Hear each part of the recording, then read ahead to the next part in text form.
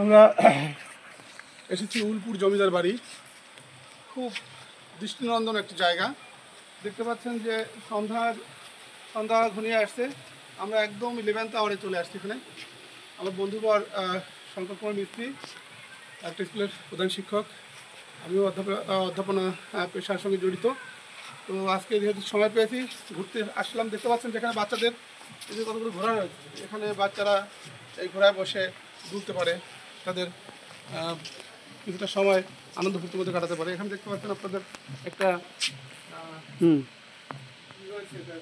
রেলগাড়ি, এই যে রেলগাড়িটা রয়েছে, এখানে ছোটো ছোটো ছেলেমেয়েরা এখানে এসে রেলগাড়িতে চড়তে পারে।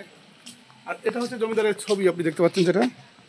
হ্যাঁ, এই যে গ্রিন ভিলেজ পার্ক। হ্যাঁ, এটা হচ্ছে না, টিকিট কাউন্টার।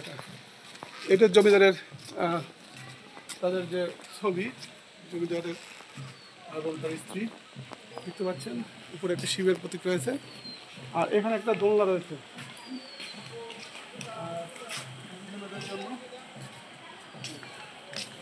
জমিদারের সেই পুরো বাড়িটাকে সুন্দর করে মণ্ডিত করা হয়েছে।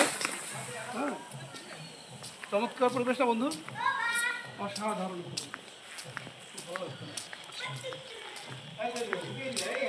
ফোয়ারাটা এখনো ছাড়েনি, সম্ভবত এখানে ফোয়ারা। হ্যাঁ, এটা ছাড়া হয় না এখন।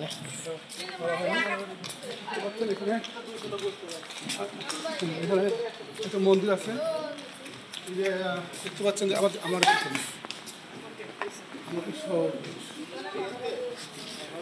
দুর্গা মন্দির। জমিদারের কাল থেকে পূজা চলে আসছে এখানে, সেটা এখন ধরে রেখেছে এখানকার মানুষজন। এবং হিন্দু ধর্মাবলম্বী যারা রয়েছেন তারা এখানে দুর্গা পূজা করে থাকেন। দেখতে পাচ্ছেন দর্শনার্থীরা এখানে আসছে। এইটা ছিল জমিদারের সেই বাড়িটা, এখানে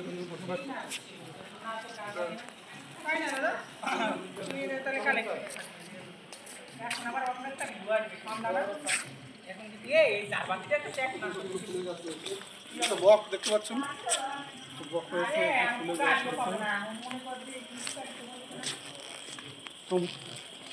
সাধারণ যেগুলো দেওয়ালের গায়ে। এটা সুইমিং পুল নাকি?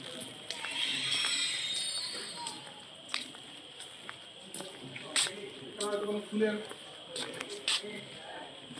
ওখানে শুটিং হয় কিছু বিষয়, যেগুলো গ্রাম বাংলা চিত্র, গ্রামীণ জীবনের মানুষের যে চিত্রায়ন, তুলির আচরে এখানে তুলে ধরছে।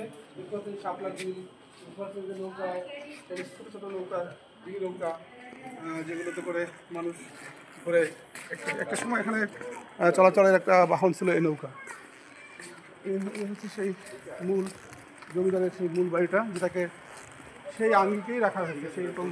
সেই ধরনের যে ডিজাইন, সেই ডিজাইন ঠিক রেখে এটাকে ধরে রাখা হয়েছে। এবং সেই স্বর্ণ বিল্ডিং বলা চলে। চমৎকার এবং পরিবারকে নিয়ে এসে এখানে ঘোরার আনন্দটাই